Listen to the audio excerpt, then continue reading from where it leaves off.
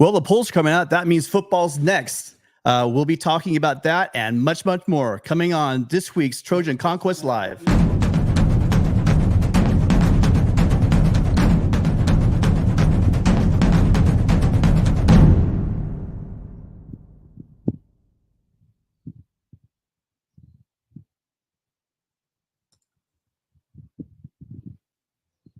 Welcome you guys to Trojan Conquest Live 23, our weekly USC magazine show where we discuss the news and notes of the week, as well as give editorial on what we think the season's going to be like going forward. This week, we will be discussing some news came out with Johnny Manziel. Also, there's a new beer in town. It's heavily trademarked towards USC.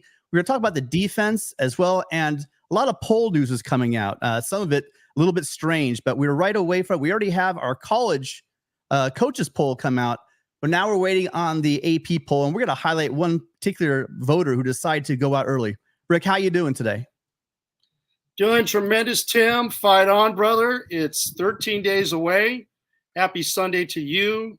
Thank you to all the viewers that are tuning in tonight, and those listeners that'll be tuning in later. We're almost here, man. 13 days. The polls are coming out.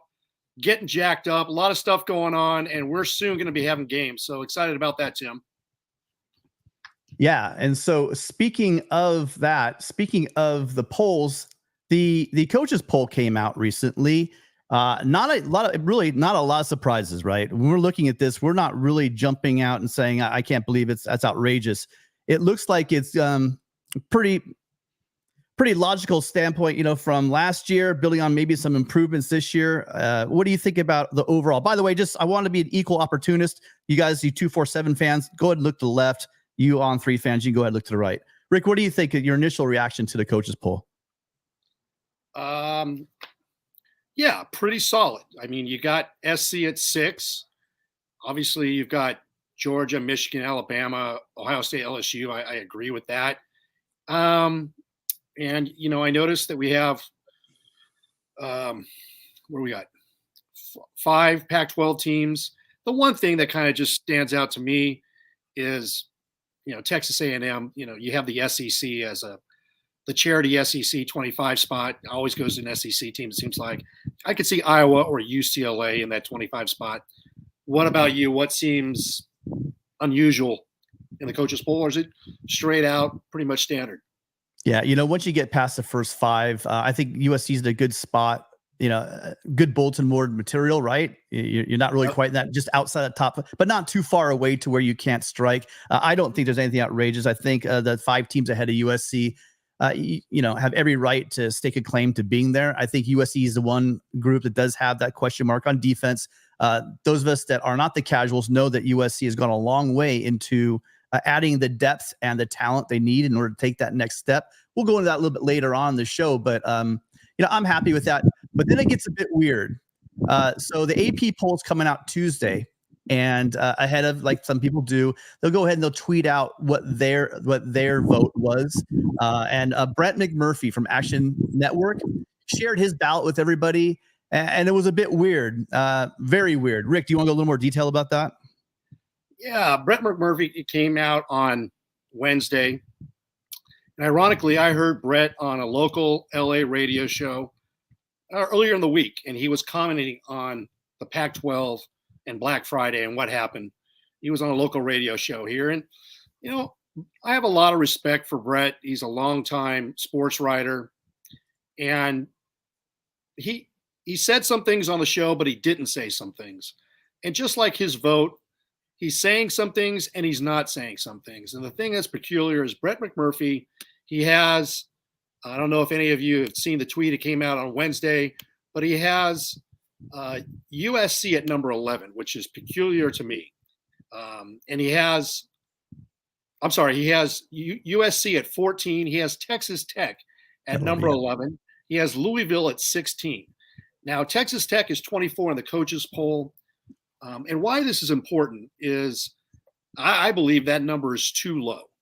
And if you take a look at the last 10 national champions going from obviously Georgia last year to Florida State back in 2013, The lowest anybody was ranked in the preseason AP poll was number 11, and that was Florida State.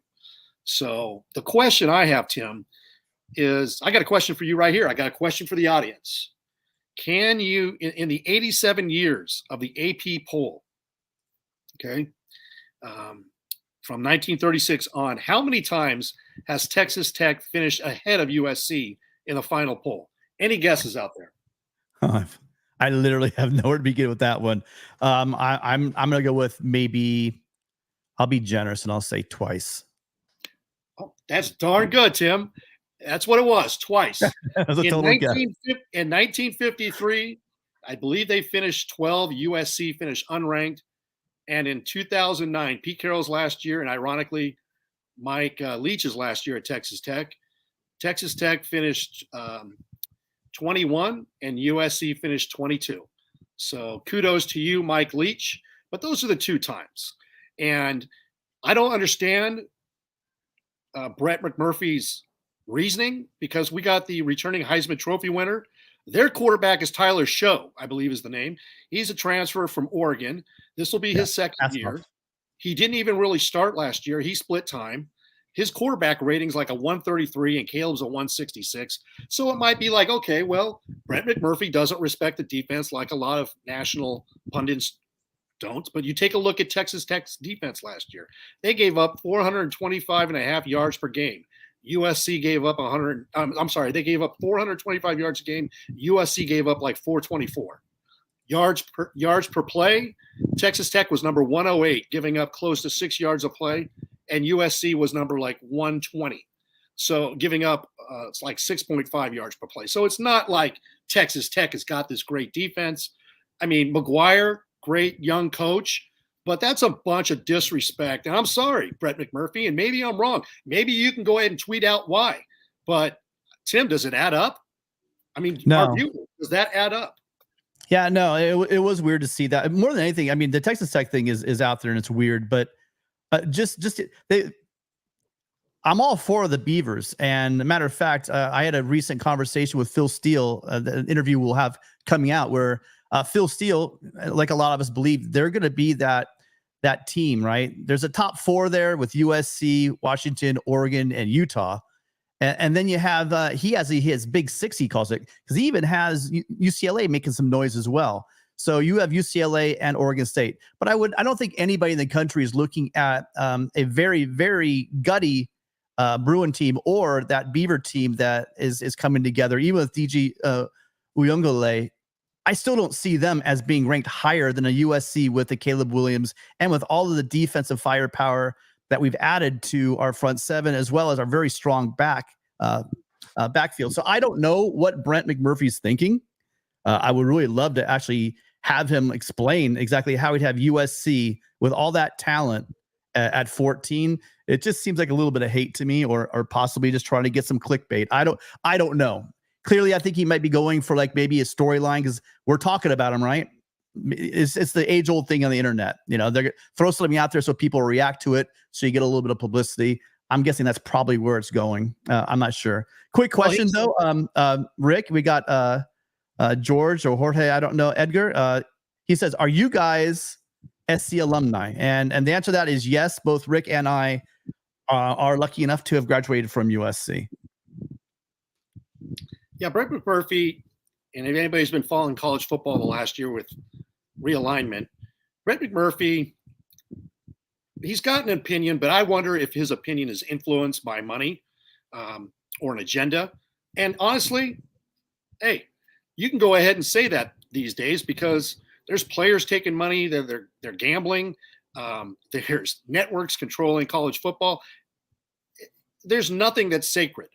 And Brett McMurphy has been reporting on the Big 12, and we all know that Endeavor PR was behind Yormark in the Big 12. And, you know, this is just, I'm sorry, but I have to question anything that comes out Brett McMurphy when he tweets. And, but this kind of gets back to, we're talking about Big 12, Pac-12. Tim, there was some news that came out this week that the ESPN had made an initial offer of $30 million for the remaining 10 Pac-12 teams back when they had the negotiating window in August through October of 2022. And the presidents and chancellors came back with a $50 million counter, to which ESPN reportedly said goodbye. So that was reported by a number of different people this week. And that goes to show how misguided the Pac-12 presidents were. Basically, sounds like they were telling George Kliavkoff what to do. And Trojans out there, check out our channel if you're new to it. We got a lot of great content out there. I just dropped my first weekly segment that I'll be doing. It's called Trojans Talk on Tap, where I talk about how the Pac-12 pretty much died on Black Friday. And there was 4 parties that were responsible. It was Larry Scott, it was ASU President Michael Crow, George Kliavkoff, and collectively the Pac-12 presidents. And what did you think when you saw that tweet that came out, Tim? I'm sorry, what was that? Sorry, Rick. Which tweet? What do you think about the tweet that came out about reportedly what was offered by ESPN and what the Pac-12 presidents countered?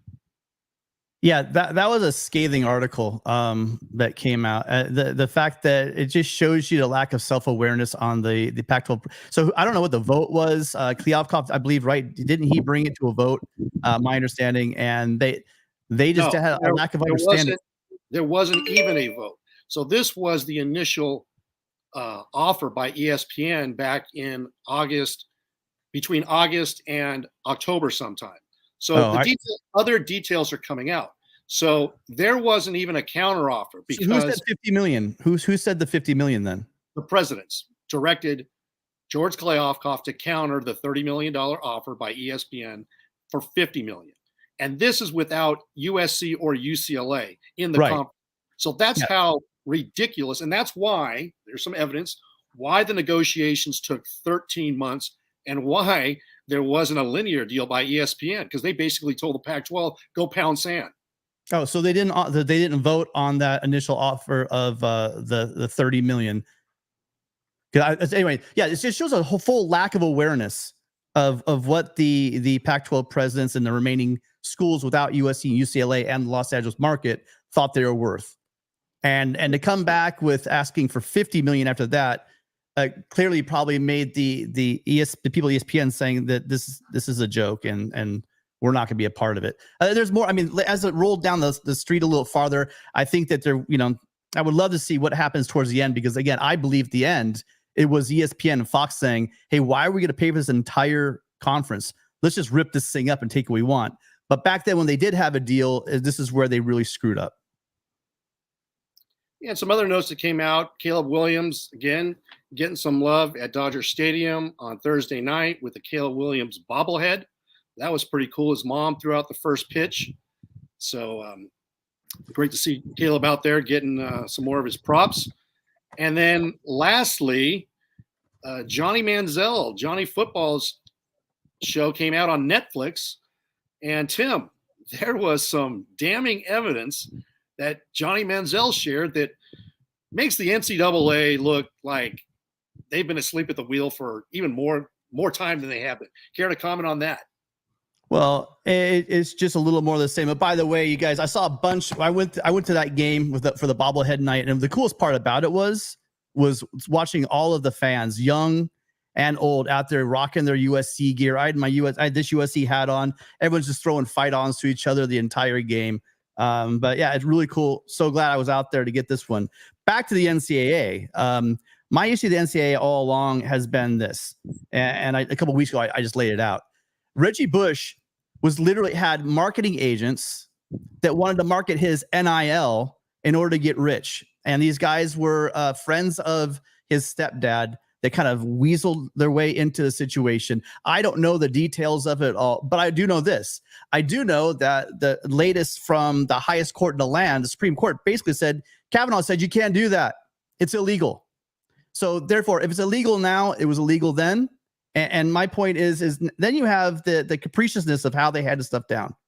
Why on earth do you have Reggie Bush not having his Heisman Trophy when the history has shown that previous Heisman Trophy winners have done a lot worse? My point is when you're getting paid to come to a school, right? When you're actually getting induced with cash to come to the school, I think that's a little bit different than a guy who is making money off his name, image, and likeness. The rule was against the law back then. The rule is definitely against the law now. The NCAA ran and hid from it, but they haven't done what's right. They haven't given this man back his trophy. So again, I'm asking you for the 23rd week in a row, you guys need to give this man back his trophy. And let's hope so. I mean, if not, I think he's going to get it back. It's just a matter of time, Rick. I don't know if it's done through the courts or if they actually get smart and do it, but it's just a matter of time. Reggie gets that. And I really do believe that USC is going to get all of their stuff worded back to them as well. Yeah, and Johnny Manziel pretty much came out and tweeted earlier this week that give Reggie Bush his Heisman back. And it'll be kind of awkward because the Heisman Trust has basically deferred any type of judgment on getting Reggie Bush his Heisman back based on the NCAA restoring or pardoning Reggie Bush, whatever that may be. But let's see what the Heisman Trust does now. After this Netflix episode came out, how can you invite Johnny Manziel to the ceremony and have him stand on the stage after what he said? So let's see if the Heisman Trust, stands up for themselves, but that would be an awkward moment. Yeah, the NCAA is losing all their teeth, and it is. It's kind of a shame they're hiding behind that whole. They're hiding behind the NCAA and the stats. Look, we all watched the games. We all know what happened, and we all now know that it's not illegal to make money off your name, image, and likeness. And the fact that they had a rule against it is probably actually illegal. So it's just a matter of time. I know it's going to happen. I know we're going to get comments after people watch this, or people might be commenting now that Reggie Bush cheated and it was illegal. No, he didn't cheat because the NCAA couldn't prove it. The case they had was based on a fabricated phone calls and lies by a convicted ex-felon, and they pinned it on running back coach Todd McNair. Todd McNair called BS, and he fought for 10 years on his own dime. And there was a settlement by the NCAA out of court in July of 2021. Google it, July of 2021, for some $8 million. So if the NCAA has to pay Todd McNair, who they accused of knowing, well, then that tells you that Reggie Bush didn't cheat, and the NCAA lied and they fabricated. So, get over yourselves, call it Pete the Cheat. What do you want? But you know why?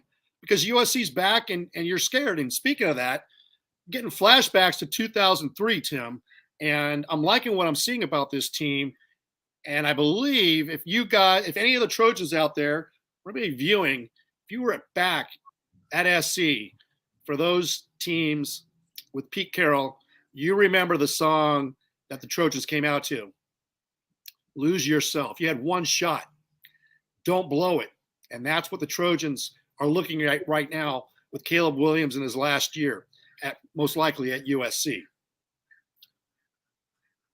Yeah, it was a special time there. And, I think that they're a year ahead because when Pete Carroll, believe it or not, when Pete Carroll took over from Paul Hackett, there was actually a lot less in the cupboard than was inherited from Helton when Lincoln Riley showed up. That 4-8 season USC had, it was really just it was more a product of just the dysfunction within the program. It didn't have as much to do with the players on the field. Now the depth of player, that was the issue, and that's what really happened last year. They came in, they tried to put together pieces that they could use in order to go on the run they had last year. But again, looking at guys like Carson Palmer and Troy Polamalu, but we had Sonny Bird at running back. We had some injuries, and all of a sudden in 2001, Pete Carroll was trying to have a patchwork offense I was in South Bend with my dad when Sonny Bird was on the field, and bless him, the guy was out balling out, but he was just a little over his head. That's kind of a lot what we had last year with some players maybe not being up to the caliber of player that we needed. But then shortly in 2003, we did lose a Heisman Trophy winner in Carson Palmer, but then Matt Leinart and the guys and some more depth and that big, massive recruiting class came in. And in 2003, USC wins the national championship. And then it's rolling from there. But we got to remember in 2002, just like in 2022, they also made a run and were in a BCS game and they won that Orange Bowl, but they did not win the national championship because they faltered and they did stagger and they lost that one game. And so I like what Rick's saying about the whole idea, of lose yourself. You only got one shot, because really it's going to be hard, because even 11-1, USC can get locked out.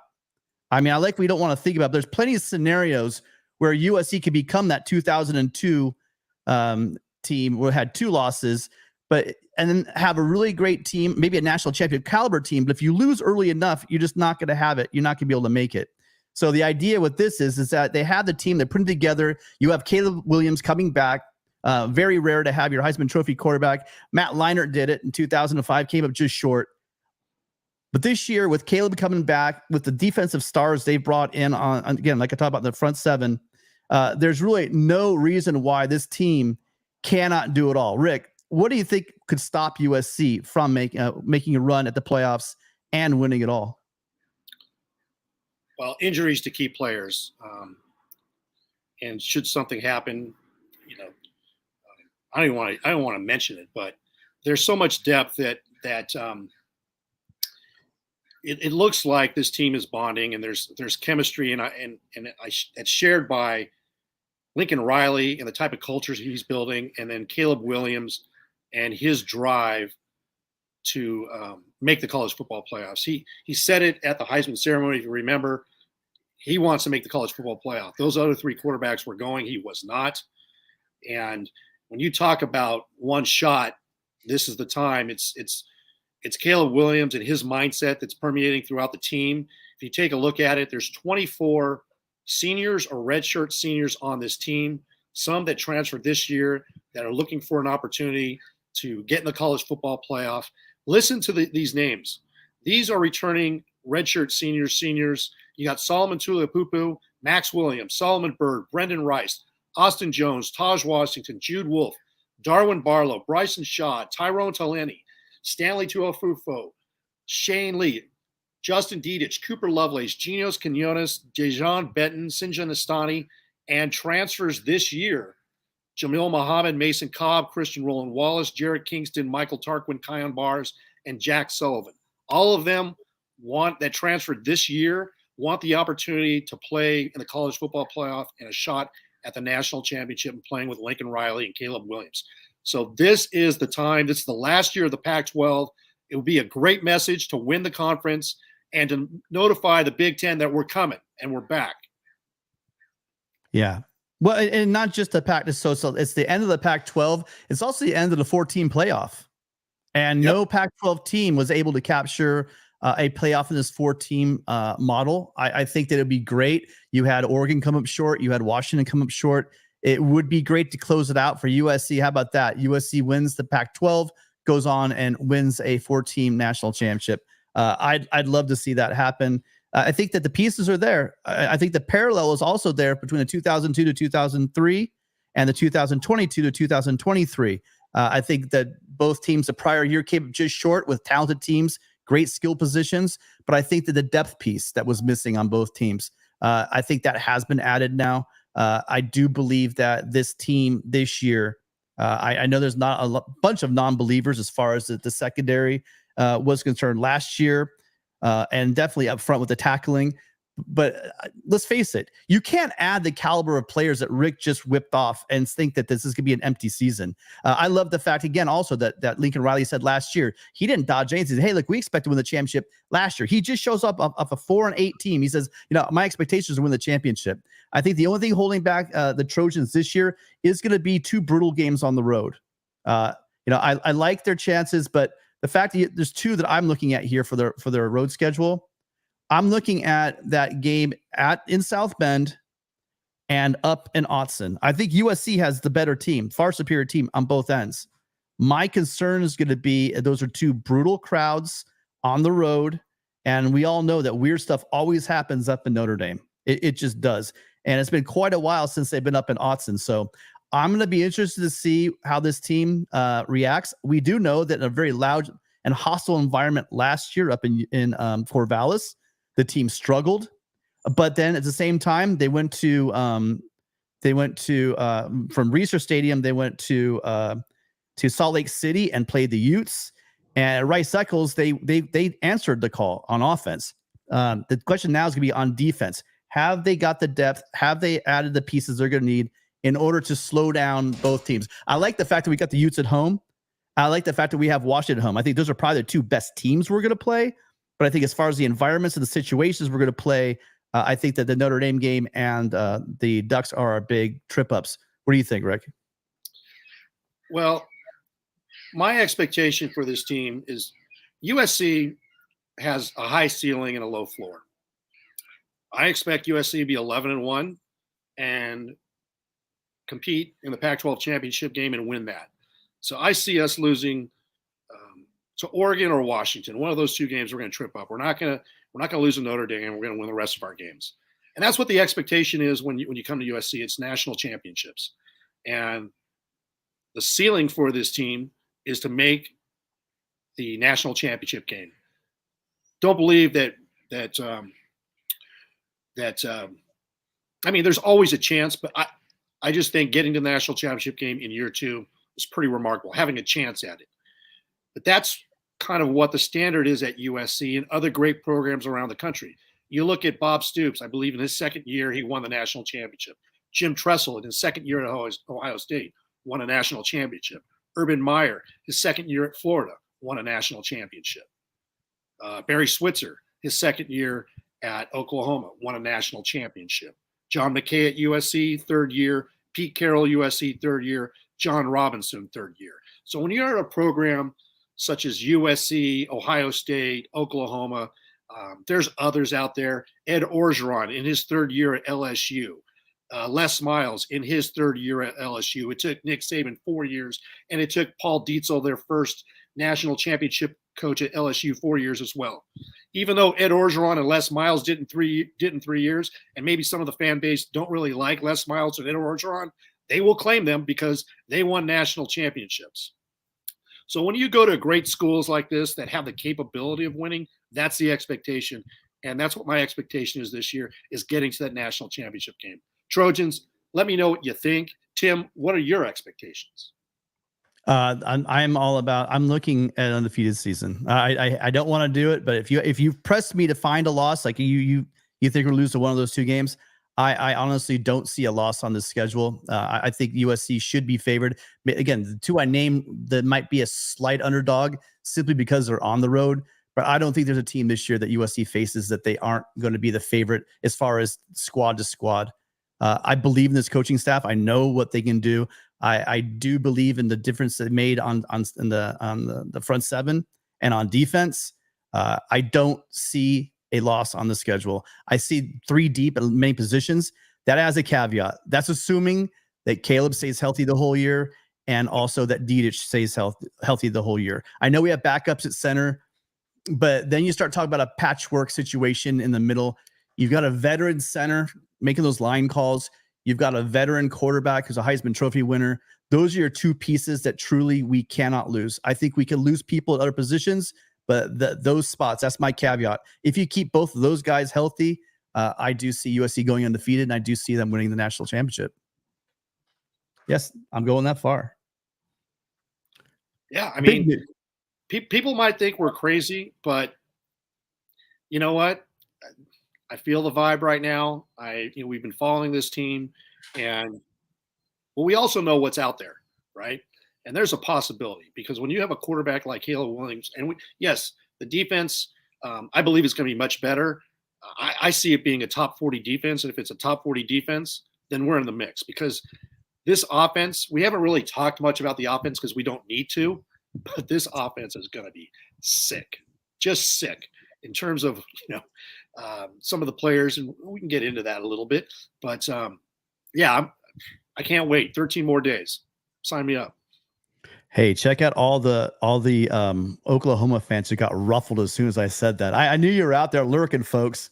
That's the way. That's you know how it is. It's like the reverse of the cockroaches, right? You turn the lights on, the cockroach scurry. You say Lincoln Riley National Championship, and they just come out of the woodwork. So I love it.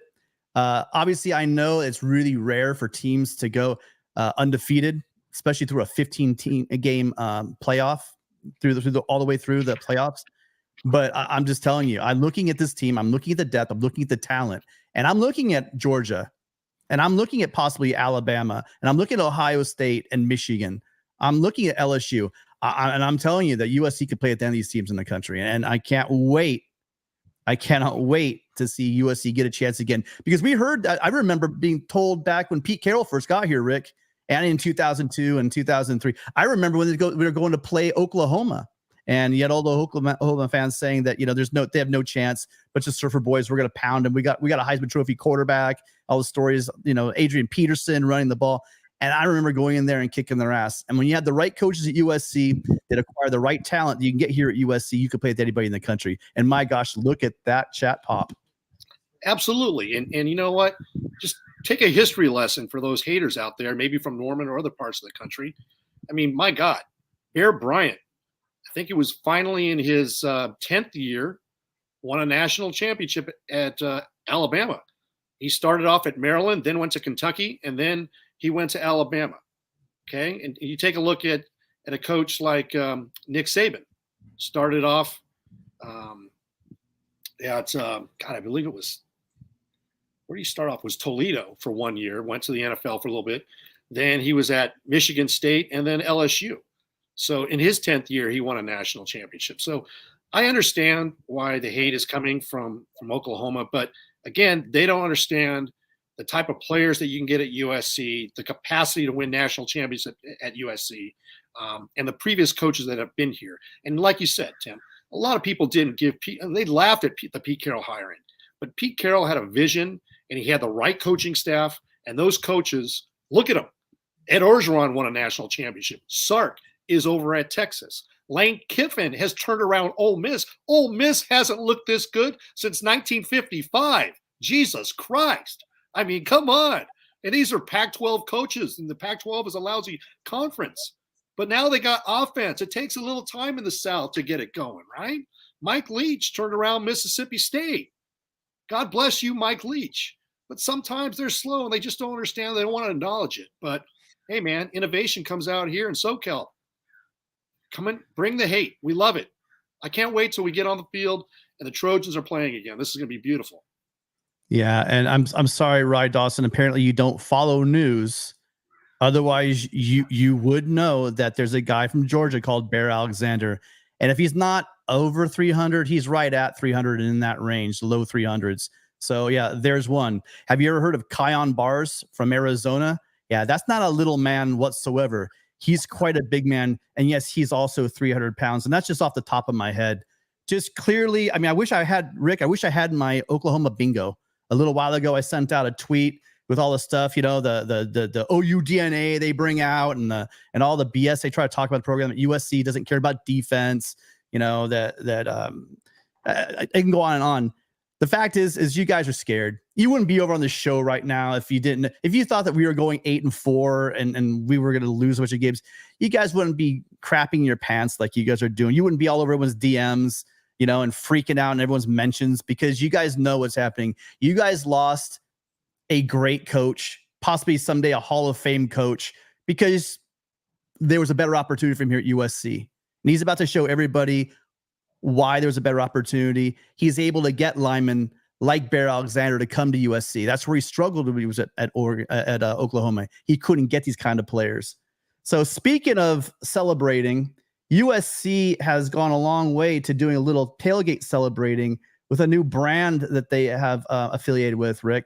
Recently, there was a situation where, going a long way back, I think to 2011, the first time in my research I found that there was a university that linked up with a beer to have a beer branded for their school. And wouldn't you believe it? What a great opportunity. It was the Purdue Boilermakers. Talk about a school made for beer. The Boilermakers had a deal. Also, most recently, Rick, we were talking about, you said that the brand is Country Roads over at West Virginia. I've heard the West Virginia people talk about their beer, but now USC has its own beer. And beer, what's that beer again, Rick?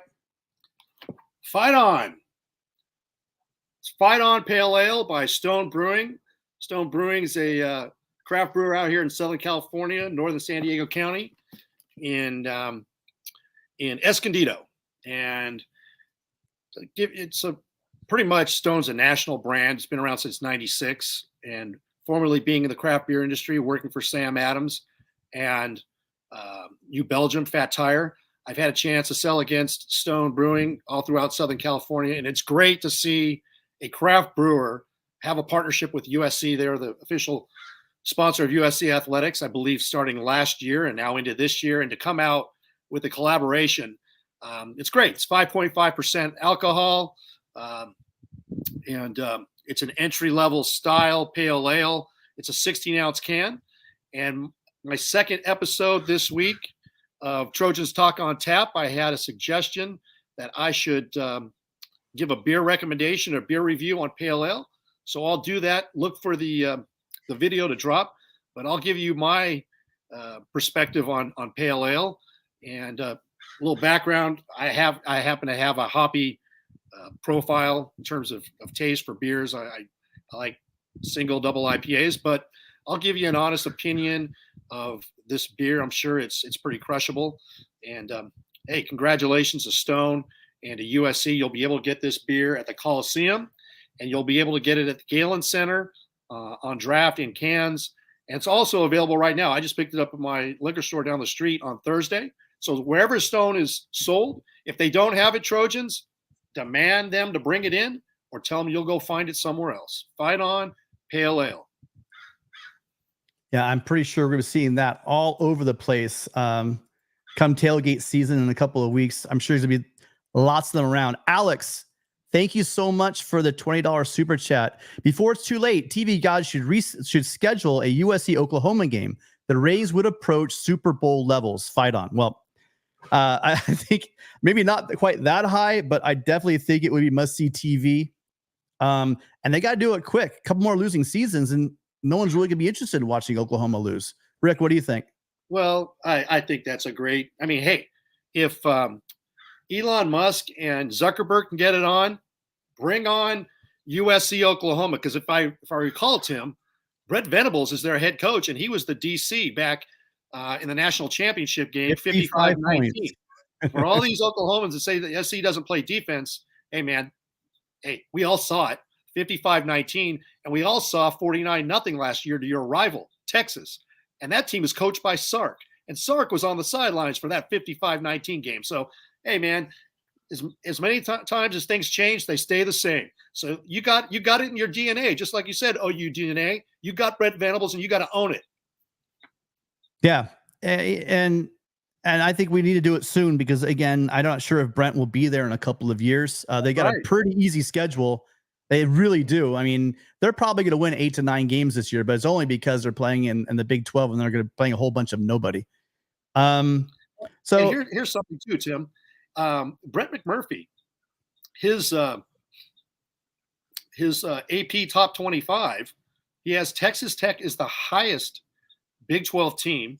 He has Texas at 20. He only had 2 teams in his top 25. He didn't have Kansas State, who was the Big 12 champion last year, and he didn't have TCU ranked in his top 25, and he didn't have Oklahoma.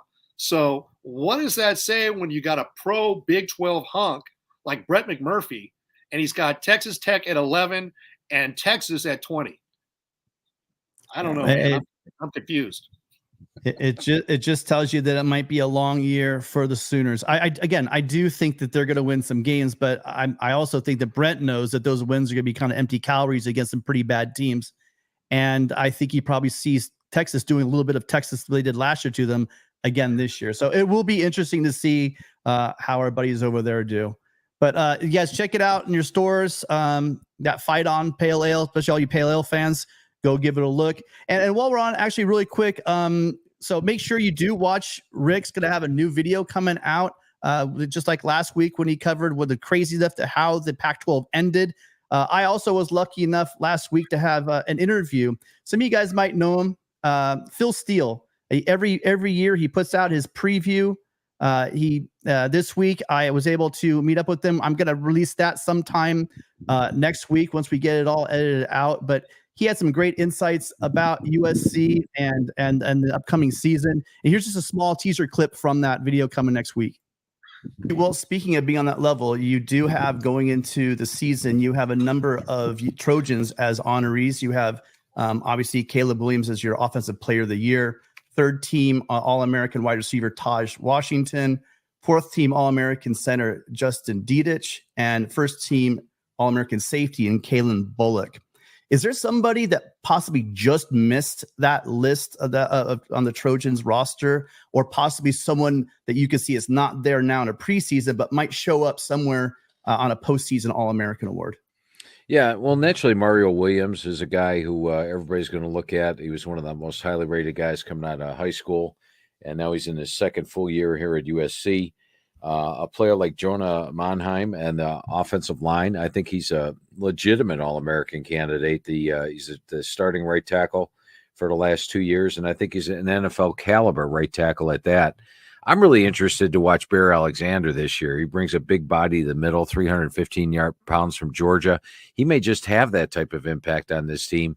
And if the run defense greatly improves and he can get after the quarterback a little bit, then we'll see him on some of the All-American lists. And then even a Mason Cobb, who comes over from Oklahoma State. He was one of their top tacklers last year.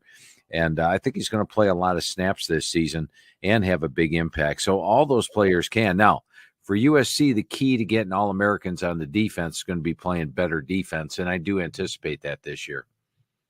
Yeah, well, you're happy to know that your faith. Josh Henson also has the same faith in Jonah Monheim as you. He's actually been rumored to move over left side to protect Caleb's backside as far as tackle is concerned.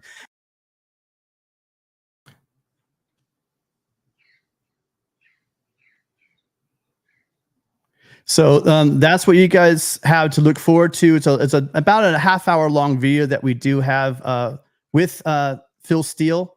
It was really interesting to pick his brain about what we could expect for this Trojan team. Each year, Phil Steele, he puts out this magazine. It is truly the Bible of college football. Each team has 2 pages long. He crams in about 10 pages of information into 2 pages. A great thing if you haven't picked it up already. But once again, make sure that you are subscribing to the channel, because that way is the only way you're going to know when Rick drops another one of his videos, or let's say we're doing an interview with like a Phil Steele, or in the past we've had Anthony Munoz on. The best way for you guys to do that is to just take a moment to subscribe, and hit the notification bell as well. That way, whenever we drop a new video, you'll be the first one to see it. So really excited about what we have going forward. Also, remember that after every game, home and away, Rick, Tony, and I will be doing our post-game show that we did last year. Rick, I don't know about you, but I'm really excited to get back together with Tony again. We had some great times after each game last year. Yeah, it's going to be a blast, man. I can't wait. And next week, I'm working on a few things right now, and I plan on making an official announcement of some new features that we're going to have to this post-game show coming up, starting in less than 2 weeks. So stick with us next week. We got some special announcements. Excited to be working with you and Tony again. We had a lot of fun, and it's going to be another magical year, man. So really appreciate Mark Rogers giving us the platform here on the Voice of College Football USC channel. Another opportunity to do post game after every USC show, home and away. So it's going to rock, man. Looking forward to it. Yeah, and Slap Happy, thank you so much for the $3 super chat. You've been such a great supporter of the channel and the show for such a long time. Really hoping one of these days you decide to call in so we can mix it up and hear your thoughts on the season and the Trojans going forward. Speaking of which, you guys, if you look over here in the corner on their side of Rick, there is a QR code. If you're lazy, you can go ahead and just use your phone, pull that QR code, and join the show. In a few minutes, we are going to be taking some calls. If you have any questions for us about the season, or maybe you want to argue about the fact that I just told you that USC is going 15-0 and win the national championship. I think we just won the national championship. So I'm calling it now. I do believe that we are winning a championship as long as Caleb Williams stays healthy, as long as we can keep Dedich healthy as well. So speaking of a long way to go, we did talk about defense, and defense is bringing in the energy, as you told me, Rick. There was a scrimmage. A lot of news came out of that scrimmage recently. Do you want to talk about maybe some of the notes you heard coming out of that scrimmage? Well, we've heard a lot about Tackett Curtis, and there's a lot of buzz going on about Tackett Curtis at linebacker, the freshman from Manny, Louisiana, and he's making a lot of progress, and it sounds like he's picking up the playbook, and the guy's just flying around. And the players have nicknamed him Captain America. So that's pretty special when you got players that are seniors on the team, and they recognize how special this kid is. Now, he's going to get reps. Am I saying he's going to be a starter? No, I don't think so. But he is going to play himself into many minutes. I mean, he's going to make some mistakes, but this guy's a player. So that is something that we didn't have. It's also going to be able to, get him. They're going to look to be getting him on the field with Mason Cobb. Those two guys are just going to be difference makers, flying around the field. And then, the holes that Bear Alexander, Jack Sullivan, Kion Bars, Jamel Muhammad, Tyrone Taleni. It's reported that he had 4 sacks. I'm sorry, it was Solomon Byrd reportedly had 4 sacks in the scrimmage. And that's something that nobody's talking about is the players that were there last year. Solomon Byrd, Tyrone Taleni, these guys have one shot as well. That's what they're busting their butts, and they want to be recognized as players. And they contributed last year, and now they're going to have help with all these guys that are on the defense, and the secondary. Zion Brantz is showing out. This is a guy that was hurt last year. Damani Jackson, and it's phenomenal how much depth we have on the defensive side. And hey, Tim, you and I have talked about it a lot. People don't get it. They don't understand. That's fine, because there's a narrative that's lazy that goes on by the national media, and it happens all the time. I mean, we just pointed out Brett McMurphy. Okay, he's credible, but he's lazy, in my opinion. And there's just a perfect example. Guess what? There's a lot more Brett McMurphys. Thoughts, Tim? Well, we have some Brent McMurphys in the chat right now. The fact is people don't realize that this is not static. That's why every year there's different teams that pop up. And I think some people don't give Riley enough credit what he did in year 1, but it was year 1. And it's hard enough to install your defense, get your players going. But then when you start going into a situation where you're relying on backups, or you have backups playing hurt, because I know everyone in the show is tired of this. I say it every damn episode, but it's a violent game and there's attrition. And if you don't have quality depth like you have at Georgia, like you have at Alabama, LSU, Ohio State, I go down the list. That's why you hear those teams all the time winning games late into November and into the postseason, is because they do lose players, but they have quality depth behind them. And this year, like you just talked about, Rick, we're going to see Gentry, we're going to see Gentry and Mason Cobb starting there at middle and inside linebacker. But you're also going to have guys like Rajon Davis, who showed out in that Cotton Bowl, right? And Tackett Curtis, Captain America, coming on strong.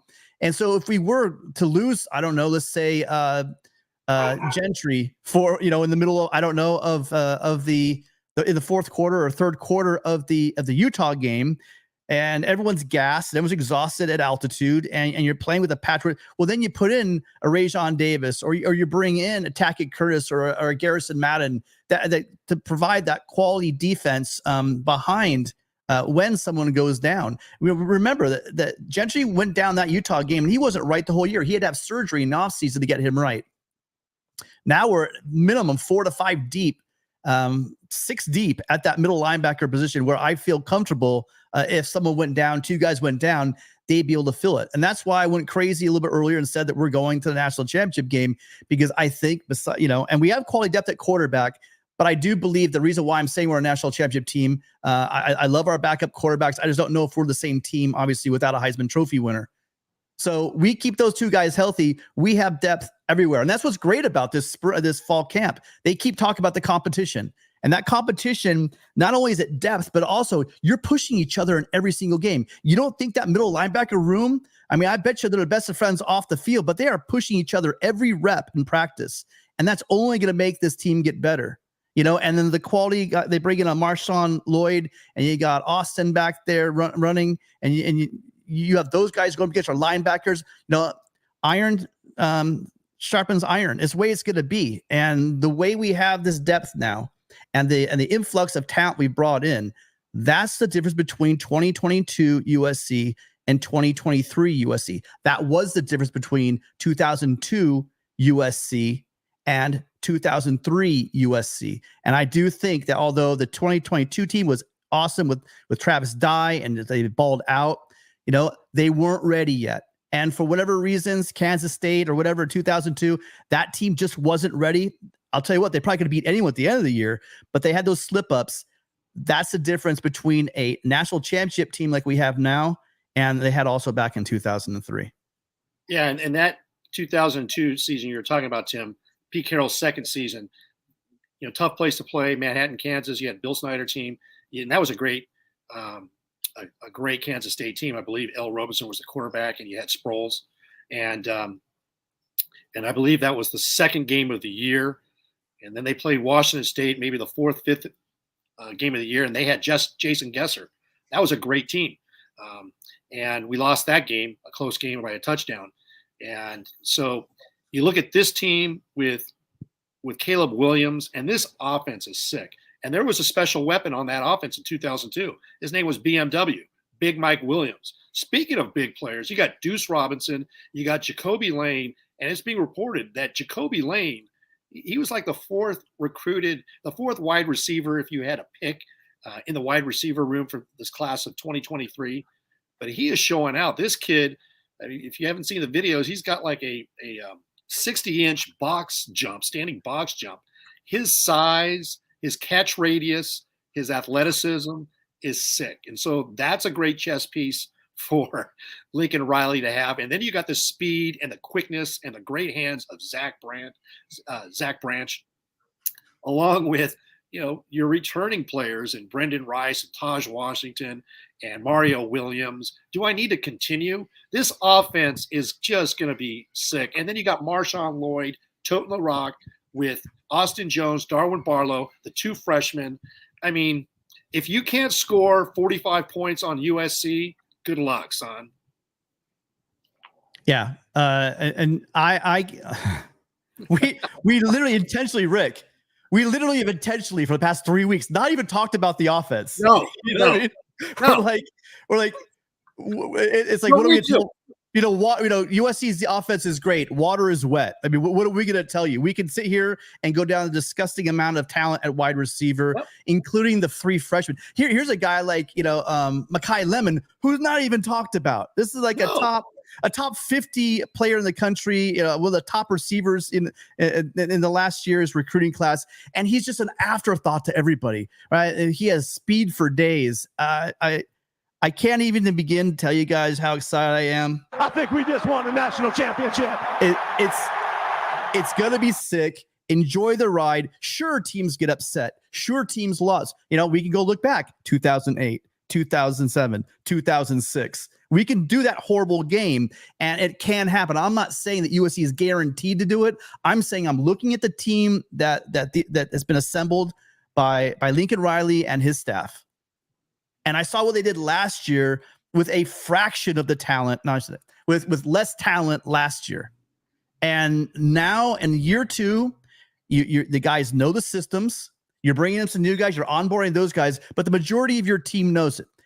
We keep the two guys I said. We keep Caleb Williams healthy. We keep Dedich healthy.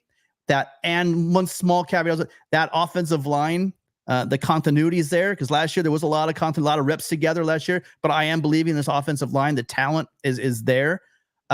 It's going to be a magical season, and for all of the haters out there, I love it. Again, please keep sending your hate. It's beautiful. I remember when you guys were laughing at us. You guys aren't laughing anymore. You're getting pretty angry and showing up in our chat.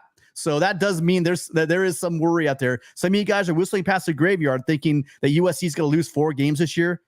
I don't know what you're smoking. Maybe you're drinking some of this. They're smoking the same stuff that Brett McMurphy's smoking. I'm not sure, because if you please tell me 4 losses on that schedule, I would be interested to see them. So. It's a beautiful day. I got the parrots right now behind me, but I got my Hawaiian shirt on, Tim. It's a beautiful day in SoCal. So I chose to do it outside because we're getting closer to kickoff, and I am just jacked about this team, about USC football. So, because we're gonna get to experience the last year in the Pac-12. We built this conference. We own this conference. It's nothing without USC. Hey, blame us for it. That's fine. You know what? because we were smart. We saw the freaking iceberg and we jumped off the Titanic in 1 year. We built the conference and we can leave the conference because it's all about getting paid, right? The players are getting paid. The coaches are getting paid. The schools are getting paid. The TV networks are doling out the money. They're controlling things, okay? So this is what they want, right? And so, hey, it's all about competition. And I'm excited because the SC is going to win the last Pac-12 ever championship, and then we're going to go to the Big Ten. So Trojans, be excited. It's a great time. And hey, it's a sunny weekend in SoCal. Can't wait. 13 more days to kick it off. I think we just won the national championship. And a very special thank you to Willie. Willie, thank you so much again. I've seen you often in our chat. Thank you so much for the $10 super chat. Fight on, fellas. Yeah, fight on, Willie. Appreciate everything you do for the show. So you guys, apparently nobody wants to either question my outrageous statement of saying we're going undefeated or celebrate with us to join the show. So I think we're about to wrap up. What do you think, Rick? Cool, man. If there's any questions in the chat, bring them on. Love to answer a few or a phone call. But if not, hey, make sure you like and subscribe. Get updated on the USC channel. Like Tim mentioned, he's got the interview with Phil Steele. Congratulations on that, Tim. I'll be dropping another video this week. I'll give you my beer review on Pale Ale. And we're working on a few things. Hopefully we'll get finalized for our last show going into our last Trojan Conquest live show next Sunday. That'll be on the 20th before we kick off the season on August 26th at 5 p.m. at the Collie against San Jose State. And be sure to catch Tony, Tim, and myself for the post-game live show. And then we actually do. We have a call. We have a call coming in from AJ. I think AJ called last week. AJ, how you doing? Hey guys, how's it going? Fight on. Fight on, man. Hey, so I just want to talk about a couple things. Yeah, you guys were talking about the Brett McMurphy's perspective on this upcoming season and the preseason polls.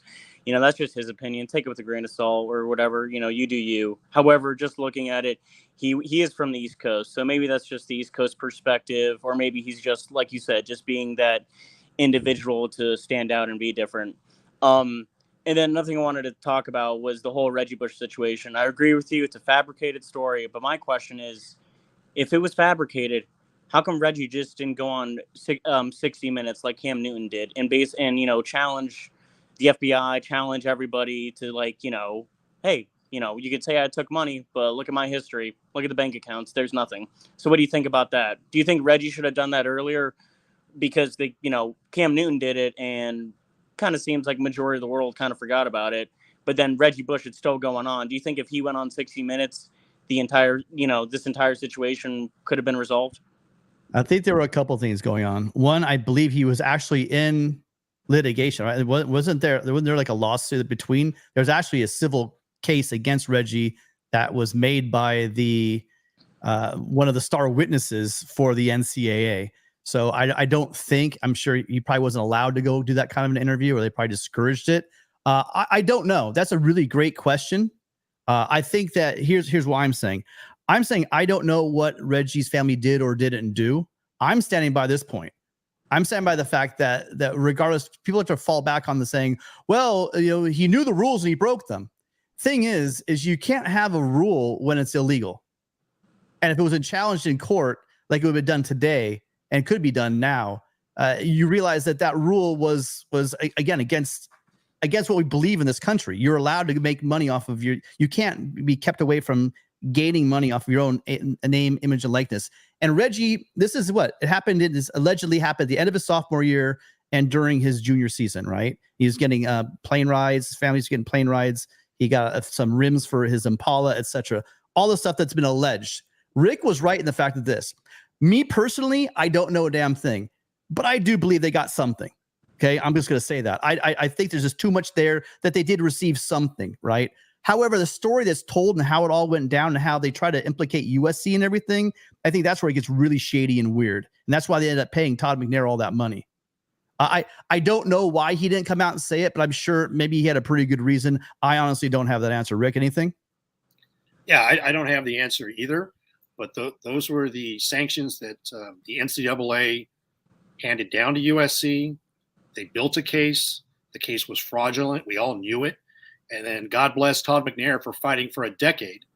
And when you settle out of court, if you're the NCAA with Todd McNair, that says you don't have a case and you're going to lose.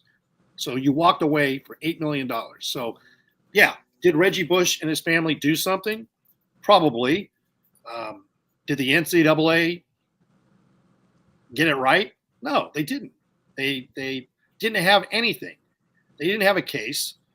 And then everything that's happened subsequently I'm not going to get into the schools. It's a joke. The NCAA is a joke. And to show you how much they're a joke, a conference basically blows up. A Pac-12 conference blows up, and there's not been one comment about, from Charlie Baker, the president, about how horrible this is. And we're there to protect our student athletes. Doesn't say anything about the 4 remaining schools. So what kind of organization is this? I mean, it's ridiculous. And now what's going on with Jim Harbaugh? Supposedly, I was going to go there next. That's where I was going to go. Oh, yeah, you're not going to have to sit out 4 games. I mean, come on. I mean, just the hypocrisy and just the self-righteousness of the NCAA. They've been neutered, and I hope they get lost. They're not needed, and they won't be needed because college football is moving towards an NFL model, and they're going to break away from the NCAA. I mean, they've been quiet for 3 years. It's ridiculous. Really quickly, let me get this super chat really fast, Alex. Where are the playoff games held this season? They're going to be, I believe, at the Rose Bowl and the Sugar Bowl. I think is where the playoff games. Those are the playoff game semifinals, correct? And then I'm not sure. National championship will be in Houston. In Houston, okay. Yeah. So yeah, that's right. But once again, Alex, thank you again for another $20 super chat. Really appreciate you supporting the show and the channel like you always have. And one more thing about Rick, you touched on that. They didn't prove anything. They literally couldn't prove. The whole case was based upon a girlfriend and a guy who was a felon. I'm not pulling ad hominem here, but he wasn't a Boy Scout. And his girlfriend and alleged phone calls and so there were no receipts. So what happened is the Paul D and the infractions committee decided to say, well, USC knew, and this is my favorite part, or they should have known, and so we're going to punish you. Meaning they couldn't even prove it, but they wanted USC to prove it. They had 5 years, Rick? I don't know how long they combed through everything, and they found a tennis player, OJ Mayo, who's riding around campus, by the way, I know this for a fact, on a bicycle, because he got a TV or something like that, and they threw everything together, and they gave USC the most outrageous penalty of all time. I wish it would have been as easy, but what would have come of that if Reggie would have came out and said, this didn't happen, and just denied everything? I'm not sure if anything would have changed, AJ. Well, I feel like it kind of could have, because the same thing happened with Cam Newton, right? In terms of just getting some money in some way, he basically threatened the entire college world and the FBI to look at their bank accounts or whatever. And of course, and I understand that, hey, that doesn't mean he didn't get it via cash, but at least for Cam Newton, he threatened everyone to do whatever he can to see if he did take the money, right? That's just my opinion. Well, hold on. Wait, hold on. So, but my understanding is that didn't his dad's church get a bunch of money, AJ? I'm not sure about that. I just know that in terms of the general census of his 60 minutes, was just generally just threatening the country or threatening the FBI and the country to just look for the money that he allegedly received. Yeah, there was a loophole, is my understanding. Someone could correct me, but it was alleged that his father's church received quite a 6-digit. If you saw the picture I had up, it showed that it was like $140,000 check. I'm sure it was some Alabama fan or someone razzing Auburn. But my understanding was that there was a loophole they got around. And let's just stop this idea that none of these guys were receiving money. It's just absurd for anyone to think that they weren't. But my point is, again, if that money was given to someone to come to your school, right? So if you allegedly give someone's dad $140,000 for their church so that kid come to school. And also there were a lot of allegations that the father was going around trying to solicit money for his kid. They said none of it could be proven, so they let him go. But in USC's case, they said, well, we really can't prove it, but this guy's saying that, so therefore you're guilty. I mean, that's really how it went down. Take the time to go ahead and look at those papers they have. They have no paper evidence. Gotcha. And then one last thing I wanted to ask, in terms of the whole NCAA and violations and all this BS, really, I just find it really interesting how at the end of like every recruiting cycle, so around like March and April, around that time, these universities, in a sense, like submit their quote unquote small recruiting violations, but barely get hit. So like, I mean, like, I think like last year, the year before, Georgia submitted their recruiting violations or whatever. Does the NCAA do anything about it? Or is it just like, the fact that, you're submitting what you did wrong, we won't give you a penalty? What do you think about that? Rick? Yes. Oh, sorry, my bad. I really don't know.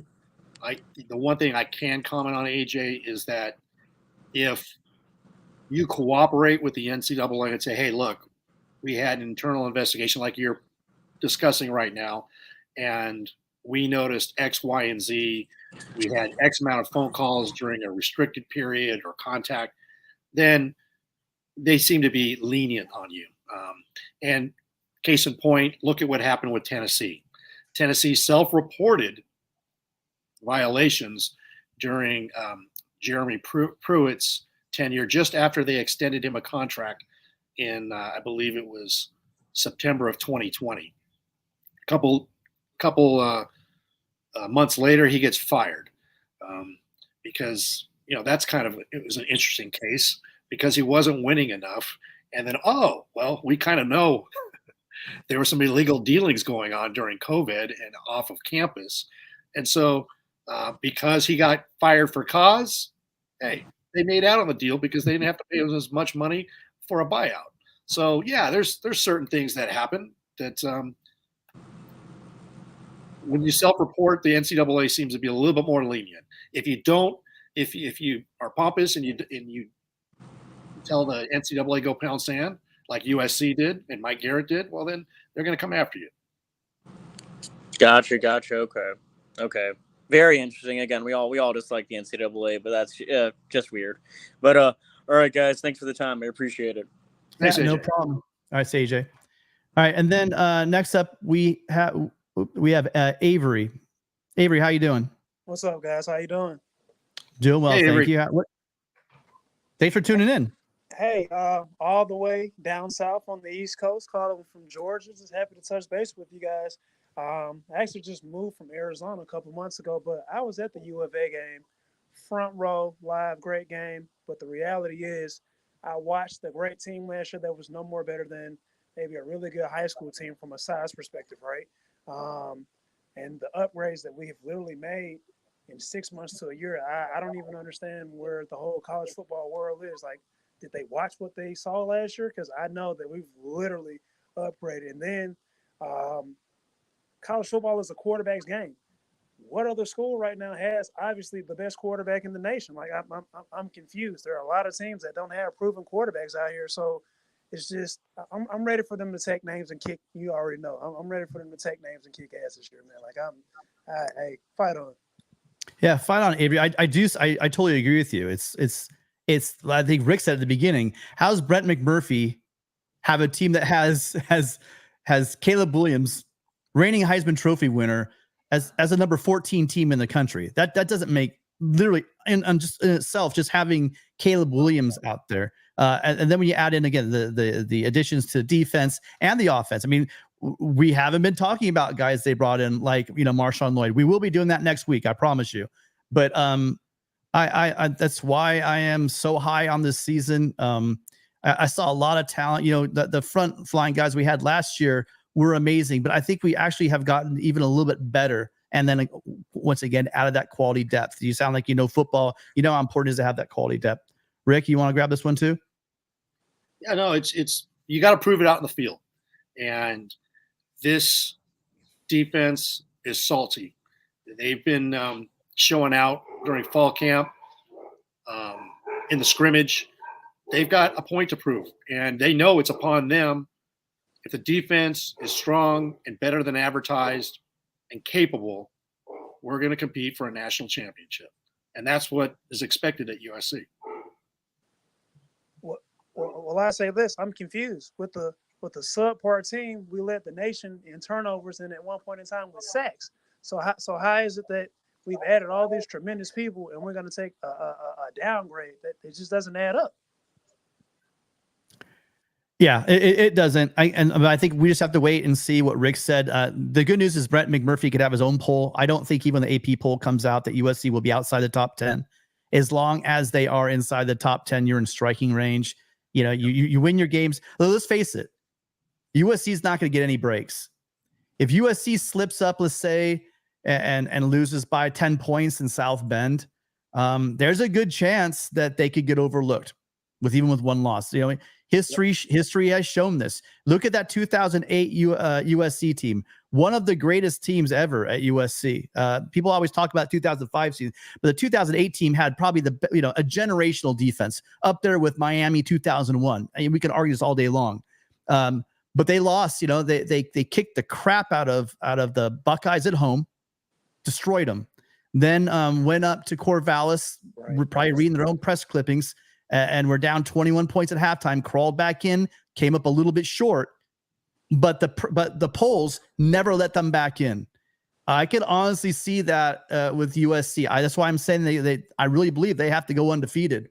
You know, unless there's some other losses there, because you're going to have a push to get Georgia and Alabama possibly, or probably more like Georgia and LSU in somehow, right? You're gonna have a push for two teams from the Big Ten in the Buckeyes and the Wolverines to get in. So a slip up by USC, it could be costly, especially if it's later in the season. So I'd like to believe that if we dropped one game to an undefeated Washington and then rematch them and beat them, let's say in the conference championship game, that we get in. But I'm saying, look, leave nothing to doubt. Look at 2008.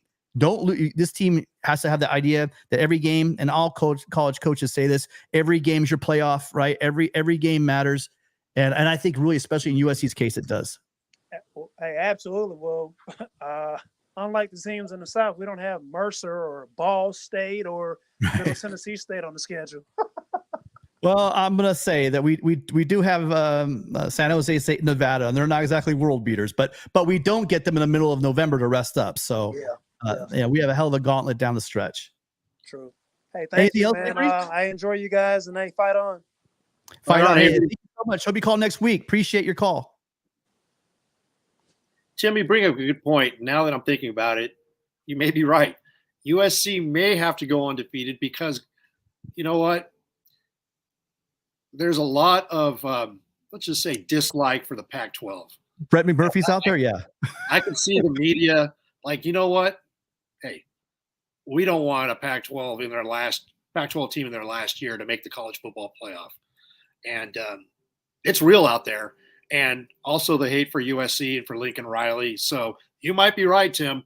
One loss late in the season, that might do us in. Who knows? Strange things happen every year. I mean, look what happened in 2003 with USC, LSU, and Oklahoma. You know, who would have ever predicted that? But it happened. So, I mean, if you take a look at Brett McMurphy, I mean, there's a dozen Brett McMurphys that can collude and keep a Pac-12 team out of the college football playoff in their last year of existence, especially if it's USC. Yeah. And if it can happen, it will happen. We've seen it before, and it's not the last time we're going to see it. Couple of quick things here, and then we can get out of here. Did I get all of them? So I have two $3 from Slap Happy. Thank you so much. Got two $20 from Alex. Thank you so much. And the $10 from Willie Permont. Thank you as well. You guys have been great. Thank you guys, all of you that called in. Let's grab a couple of these questions really quick, and then we can probably head on out. Just a comment from Roger Dodger, want to know every week. That's exactly what this mantra should be. It's the only way you make it happen is just win, win, win. HR Pickett stuff being a little bit critical of us. Don't talk about Grinch here, sir. These dude thinks he's God. I'm not sure. See, here's the problem with a lot of USC fans. They think unless you crap all over somebody, that you think, it could be true that he's not a god and that he's not crap. Maybe he's somewhere in between. And I don't think Rick nor I have said anything. The only thing I've really said about Grinch is that last year the defense was disappointing. I'm chalking it up to depth. Maybe it is Grinch. But I will tell you that there's three guys: Urban Meyer, Lincoln Riley, and I'm blanking out, the Pirate. Leach. These three guys all hired him. And by the way, picking stuff, if you think you know more about football than Leach, Riley, and Meyer, I've got a bridge for sale, because we don't know, and we still don't know. How about we wait and watch this season? Because I'll be the first one with you. If this defense is like 80th in the country or worse, or even 60 or worse, I'm gonna be calling for heads as well, because you can't give up a season like this, the opportunity, and make the defense. It has to be on the shoulders of the defensive coordinator. And quite frankly, he'll be the first one to tell you. Like, he knows. He says, as a defensive coordinator, you're always up against the gun. So if he fails, he fails. I think it's a bit early. I know people love to say, because you probably predict. Let me guess, pick a stuff. Last year, did you predict that he get fired? Because usually it's the guys who make predictions early on, and then they're constantly rooting against the guy, even though it's against their own best interest. I don't know. But let's just wait, because I don't believe either one of us. Rick, do you believe he's a god? I've just been talking about the players that have transferred in, the existing players. Never once have I said that Alex Grinch is God. But if you want to go ahead and make that huge leap, like, make that leap over my swimming pool back there. I mean, that's how big of a leap it is. We've never said he's God. But that's what you like to project. That is fine, because you fear and you hate USC. That's fine. You want him to fail. Get down on your knees, rub your rosary beads, pray to the gods. If you're speaking about God, because I never mentioned that. But thanks. Yeah, I think the thing that's scary, Rick, is I think this is actually a Trojan fan. So my point is hey, look, guess what? He's our defensive coordinator. I would love for him to be great. Apparently, some people are rooting against him, and that's fair enough. And then, hey guys, why is everyone still doubting the defense, even with the significant upgrades? Again, Avery, great call and great comment as well.